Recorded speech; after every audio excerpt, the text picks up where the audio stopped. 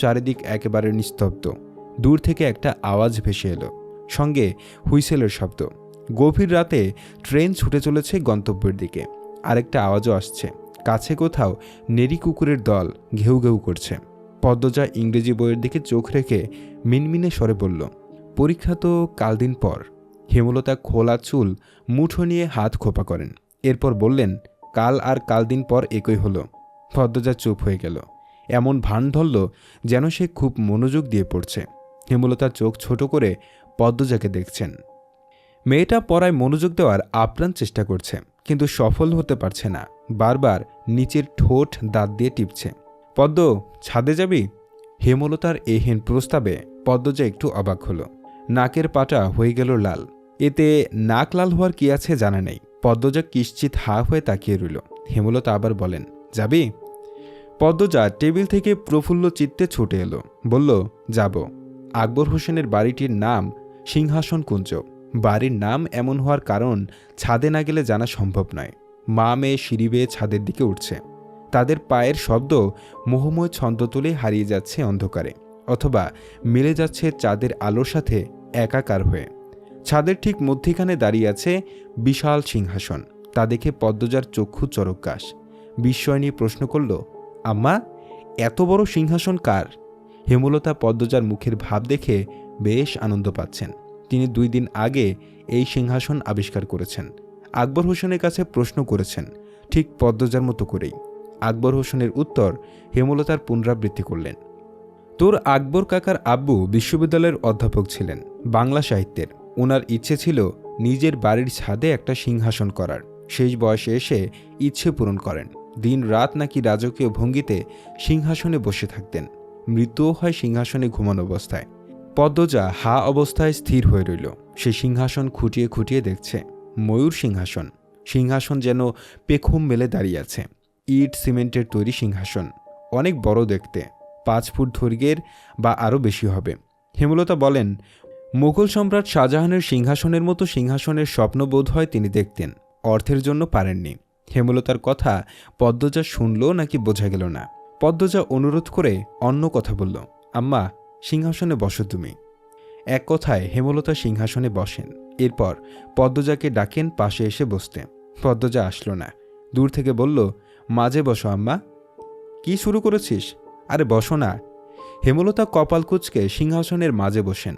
পদ্মজার ঠোঁটে হাসি ফুটে আবার হারিয়ে গেল। বলল, আরেকটু বাকি। কি বাকি? বাম পায়ের উপর ডান পা তুলে রানীদের মতো বসো। হেমলতা বিরক্ত নিয়ে উঠে পড়েন। পদ্মজাকে বলেন, পাগলের প্রলাপ শুরু করেছিস? পদ্মজা নাছর বান্দা হয়ে দৃঢ়ভাবে বলল, আম্মা, বসো না, নইলে আমি কাঁদব।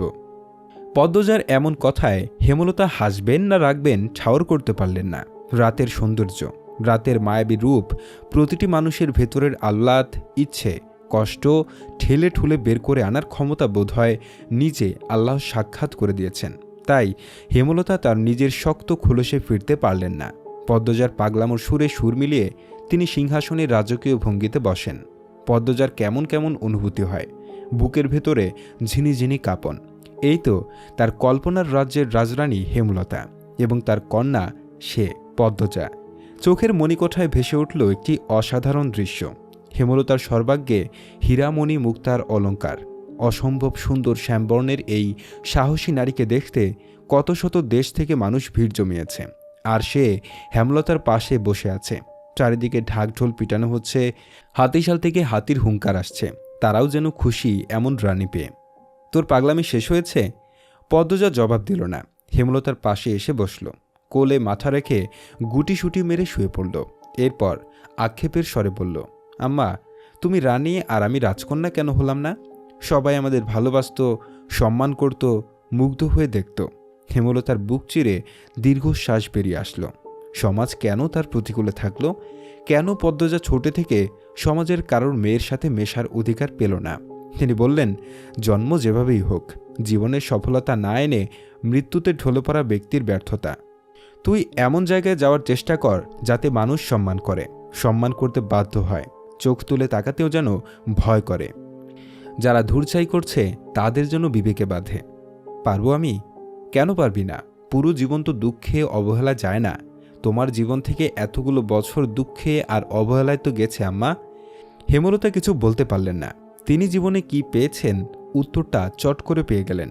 পদ্মজাকে বলেন, আমার মেয়ে তিনটা আমার সফলতা, আমার অহংকার।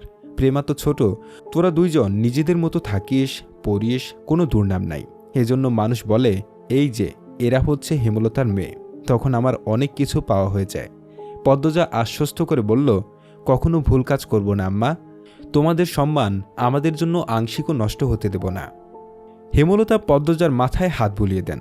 নিস্তব্ধতা ভেঙে ভেঙে মাঝে মাঝে পাতার ফাঁকে ফাঁকে পাকপাকালির ডানা নাড়ার শব্দ ভেসে আসছে। পদ্মজা চোখ তুলে আকাশের দিকে তাকালো। আকাশে একটা চাঁদ, অগণিত তারা, আকাশকে তারায় পরিপূর্ণ একটি কালো গালিচার মতো লাগছে। হেমলতা বিভ্রম নিয়ে বললেন, সমাজের সাথে আমাদের সখ্যতা কখনো হয়ে ওঠেনি। কালো রঙের দোষে প্রকৃতির মতিগতি অবস্থা দেখে দেখে আমার সময় কাটে। আব্বা শিক্ষক ছিলেন বলে কালো হয়েও পড়ার সুযোগ পাই। অবশ্য আব্বার সামর্থ্যও ছিল, আমাদের সব ভাই বোনকে পড়িয়েছেন। আম্মা আমাকে পড়ানোতে বেশি আগ্রহ দেখিয়েছিলেন। রং কালো, কেউ বিয়ে করবে না, একটু পড়ালেখা থাকলে হয়তো করবে সেই আশায়। যখন আমি তোর বয়সে ছিলাম, বড় আপার মেয়ে হয়। মেয়েটার গায়ের রং কালো, শ্বশুর বাড়িতে তুলকালাম কাণ্ড। বংশের সবাই ফর্সা, বাচ্চা কেন কালো হলো? আপাকে বের করে দিল। আপা বাপের বাড়ি ফিরল। সমাজের কত কটূক্তি কথা হজম করেছে আপা। তখন আমি নামাজের দোয়ায় আকুতি করে চাইতাম একটা সুন্দর মেয়ে। আমার বিয়ে হলে মেয়েটা যেন পরীর মতো সুন্দর হয়, আমার মতো অবহেলার পাত্রী যেন না হয়। বড় আপার মতো কালো মেয়ে নিয়ে শ্বশুর বাড়ি থেকে বিতাড়িত হতে যেন না হয়। তুই যখন পেটে এবাদত বাড়িয়ে দেই, 5 ওয়াক্ত নামাজ বাদে সময় পেলেই সেজদায় লুটিয়ে আল্লাহকে একই কথা বলতাম, আমার পরীর মতো মেয়ে চাই। দোয়া কবুল হলো। তোর যেদিন জন্ম হয় সবাই অবাক হয়ে শুধু তাকিয়েছিল। আমি তো খুশিতে কেঁদেই দিয়েছিলাম। এত সুন্দর বাচ্চা এই গ্রামে কেন, পুরো দেশে বোধহয় ছিল না। চোখের পাপড়ি যেন ভ্রুতে এসে ঠেকছিল।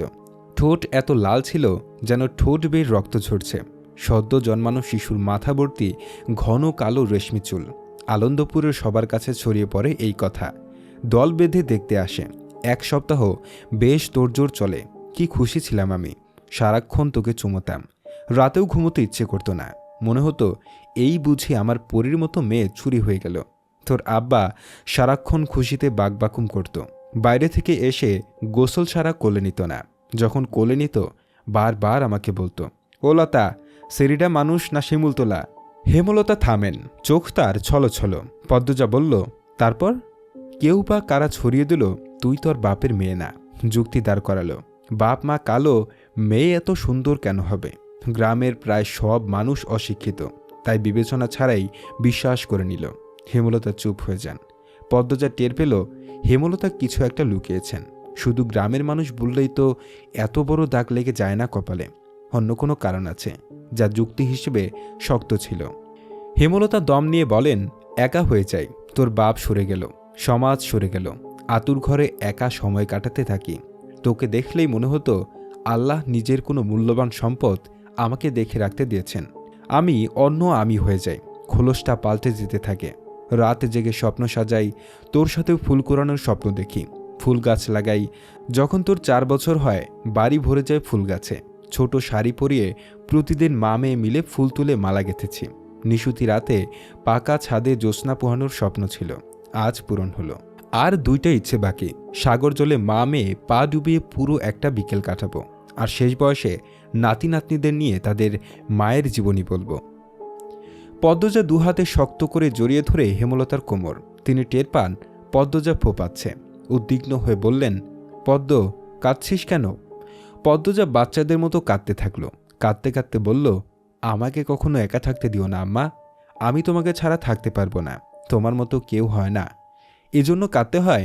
আমি সবসময় তোর সাথে আছি। কান্না থামা। কি মেয়ে হয়েছে দেখো, কেমন করে কাঁদছে। পদ্ম, চুপ। আর না, মারবো এবার। পদ্ম। পদ্মজা থামে, কিন্তু ছটফটানি হচ্ছে ভেতরে। কেন এমন হচ্ছে জানে না, কিন্তু হচ্ছে। কান্না পাচ্ছে। আকাশ ভরা রাতের দিকে তাকিয়ে ভয় হচ্ছে। একটু আগেও সুন্দর ছিল এই আকাশ, আচমকা ভয়ঙ্কর মনে হচ্ছে। মায়ের কোল ছাড়তে ইচ্ছে হচ্ছে না। মনে হচ্ছে চারিদিকে অশরীরীদের ভিড়, তাদের কোলাহলে মস্তিষ্ক ফেটে যাচ্ছে। পদ্মজা মায়ের কোলে মুখ লুকালো। পদ্ম, ঘুমিয়ে পড়েছিস? না আম্মা, সেদিন মাঝরাত্রিরে ছুরি নিয়ে বের হয়েছিলাম। হানিফের ঘরটা আব্বা আম্মার ঘর থেকে দূরে হওয়াতে সুবিধা ছিল। হানিফের ঘরের পাশে গিয়ে দেখি মদনও ঘরে। দুজনকে সামলানো সম্ভব নয় আমার পক্ষে, তাই অপেক্ষা করতে থাকি মদন কখন যাবে। এরপর আরেকজন লোক আসে, একটু দূরে সরে যাই, গোয়াল ঘরের পিছনে। মিনিট কয়েক পর উকি দিয়ে দেখি দরজা লাগানো, সারা শব্দ নেই। সাবধানে দরজা ঠেলে ঘরে ঢুকে দেখি হানিফ নেই। তখন হয়তো আম্মা দেখছে, তাই ভাবছে আমি খুন করেছি। নানু কেন এমন ভাবল? হানিফ মামা তো তোমারই ভাই। হেমলতা তাৎক্ষণিক জবাব দিলেন না, সময় নিয়ে একটা গোপন সত্যি বললেন। আমি তোর নানুর ভাইকে খুন করেছি, তাই তিনি আমাকে ঘৃণা করেন, ভয় পান, সন্দেহ করেন। হেমলতার কণ্ঠ স্বাভাবিক। পদ্মজা চমকে উঠে বসল। মুখখানা হা অবস্থায় স্থির হয়ে গেল হেমলতার দিকে, দৃষ্টি গেল থমকে। হেমলতা পদ্মজাকে সামলে নিতে সময় দেন, দূরের রাতের আকাশে চোখ রাখেন। পদ্মজা নীতিকে ধাতস্থ করে নিয়ে বলল, তিনি কি হানিফ মামার মতো ছিলেন? হেমলতা সম্মতিসূচক মাথা নাড়ান। সিঁড়িতে কারো পায়ের আওয়াজ। হেমলতা সাবধান হয়ে যান, পদ্মজাকে আড়াল করে দাঁড়ান। সেকেন্ড কয়েক পর একটা ছেলের দেখা মিলল, অচেনা মুখ। হেমলতা আগে কখনো দেখেননি। ছেলেটিও তাদের দেখে ভরকে গেল।